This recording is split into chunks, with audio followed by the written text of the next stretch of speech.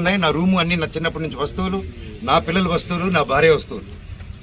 అంటే ఒక మగాడు నేను ఊర్లో ఉన్నప్పుడు లేని ధైర్యం నేను ఊరు దాటిన వెంటనే జైపూర్ పాపను ఎత్తుకొని వీడు పాప బర్త్డే బిజీలో ఉంటాడు, ఈ టైంలో కొట్టచ్చని కేవలం విష్ణు ప్లాన్ వేసుకొని తెల్లారుజామున April 1 5:40కి ఇదే రోడ్లో ఉన్న కెమెరా సీసీటీవీ, మా ఇంట్లో ఉన్న సీసీటీవీలు వాళ్ళు ఫేమస్ కదా, పోయినసారి గొడవ అయినప్పుడు వాళ్ళు నా మీద కంప్లైంట్ వేసి వాళ్ళే సీసీటీవీ దాచిపెట్టారు.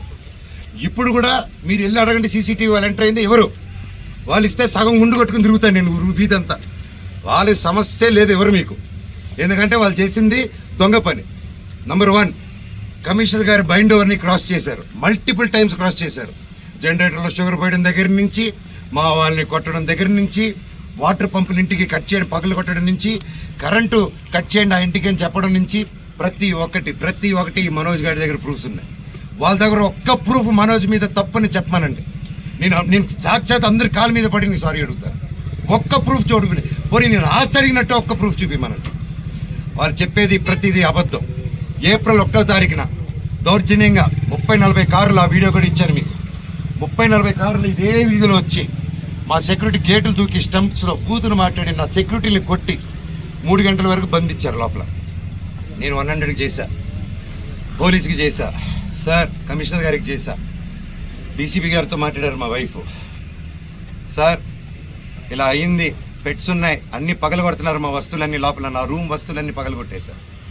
నా బాబు ఫొటోస్, నా పాప ఫొటోస్, చిన్నప్పటి నుంచి వస్తువులు, నా పాప కోసం ఉన్న చిన్న చిన్న నగలు మేము బర్త్డే కోసం కొనుక్కున్నట్టువి ప్రతిదీ పగలగొట్టి ఎక్కడేసారో కూడా తెలియట్లేదు. నా కారు, నా 2016లో కొనుక్కున్న నా కారు టో చేసుకొని ఆల్మోస్ట్ 9 ఇయర్స్ కారు, నాకు చిన్న నేను పాత వస్తువులు అన్నీ ఎత్తి పెట్టుకుని ఉంటానండి, నేను అవే వాడుకుంటూ ఉంటాను. అండ్ నాకు ఆ సోకులు లేవు, అది తీసుకొచ్చి ఆ కారుని టో చేసుకొని తీసుకొచ్చేసి వెళ్ళిపోయి ఆ రోడ్డు మీద వదిలేదు. నా మా వైఫ్ కారు మినీ కూపర్, దాన్ని టో చేసుకొని తీసుకొచ్చి ఆ గ్రౌండ్లో వదిలేదు. ఆ గ్రౌండ్లో వదిలి అక్కడ ఖర్చీపులు కట్టుకొని రౌడీ షీటర్లు అందరూ దిగి దగ్గరుండి దాన్ని టో చేసుకొని మళ్ళీ తీసుకెళ్ళి అక్కడ వదిలేదు. ఇవన్నీ గురువారెడ్డి గారికి, అవునా ఇంత గలీజ్గా ఎందుకు చేస్తున్నారు, ఇది బాగాలేదు మనోజ్ గారు అని చెప్పి సీఏ గారు చాలా ఫీల్ అవుతున్నారు, కానీ యాక్షన్ తీసుకోలేదు.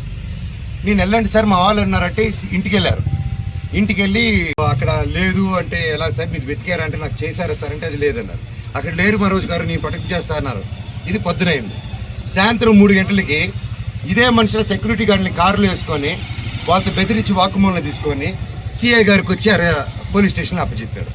ఇప్పుడు పొద్దున అదే సిఐ గారు అక్కడ ఎవరు లేరు అన్నారు, ఇప్పుడు తిరిగి అప్పచెప్పారు. సార్ మీకే ఇది చేశారు కదా, మీరే నాకు అఫీషియల్గా చెప్పినారు, కేసు కట్టండి సార్ అంటే కట్టట్లేదు.